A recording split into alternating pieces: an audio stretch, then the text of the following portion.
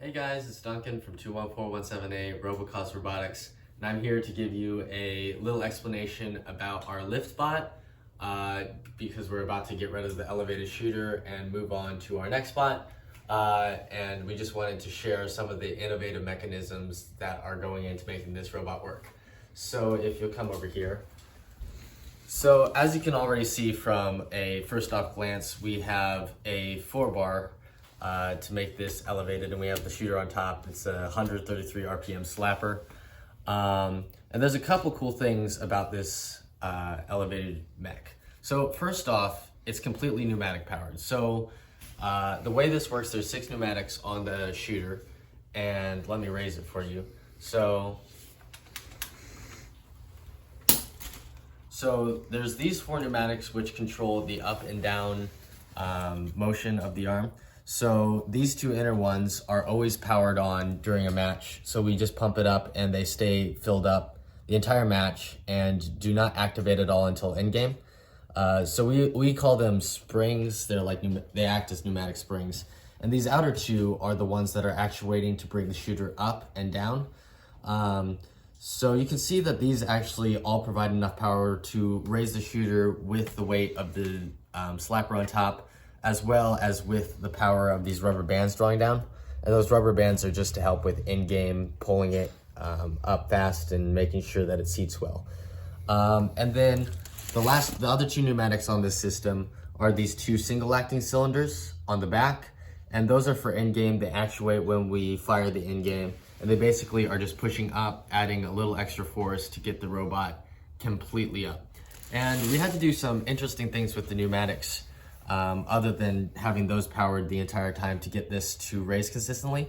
So this front tank powers all of the pneumatics except for these 2 center ones and the 2 back ones. So it's powering the wings and the actuations of the arm. And then this back tank is solely for in-game, just to make sure that it was always consistent, same power every time. So I think that's probably enough about the pneumatic system. Moving on to the 4-bar itself. So you can actually see that the 4-bar, we tried to keep it as light as possible. This is a bot that's a little over 15 pounds. And we wanted it to be basically a shuttle bot and an elevated shooter, kind of versatile in that way. And I think we pretty well managed that. So everything that could be nylon screws was nylon screws.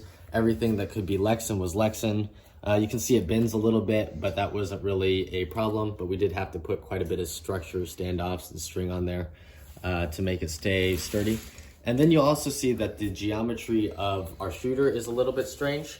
And let me show you why that is.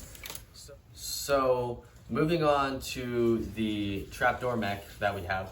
So the trapdoor is attached to the elevated shooter. You can see that this goes up and it's attached right here. And so that basically allowed us to shuttle the tri-balls one at a time across the field without losing control of them. So you can see that there's this little door here, and basically our match loaders could stick one of these tri-balls in, and then we would be able to shuttle it with the tri-ball sitting firmly behind the intake. So this only releases if the intake raises against the goal, and then spinning it reverse. Okay, so moving on to the in-game. So you can see that the in-game is these 2 gussets with L-channel hooks and with spacers on them. So that was to go over the bar and hang on the horizontal bar. And then an interesting thing about our hang that's unique is that we actually have these cut flex wheels. So there's 2 on the back of the hooks, and then there's 2 at the bottom of the bot where the robot hangs, and those contact the horizontal bar and keep the robot from spinning. You can see that that is because our robot, the hooks here are behind the center of gravity. So the center of gravity on this bot is like right in the center, which kind of hurt our barrier crossing a little bit, but it also hurt our end game. So without those pads, this robot would actually hang all the way to C tier. But with those pads, it was a pretty consistent, like 65% of the time, C tier, which was really helpful for us. Didn't have to tune center of gravity a ton. And we could adjust this by just pulling these pads forward or backward and adjusting these pads. So let me show you one of our hangs really quick.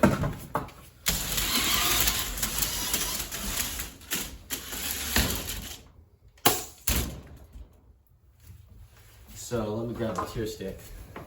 So you can see up here that we are at C tier, and it's pretty close, but it is at C tier.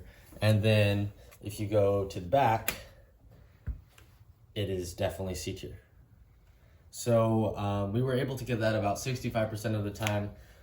There were some times that it hung too far back, and you can see that it doesn't rotate at all with those brake pads. And if it hung too far back, we could either move our drive to pivot it, which took a little bit longer, or I would just put down the back wings and pivot it into C tier position. So that's how we worked our Endgame. Very consistent with the single tank.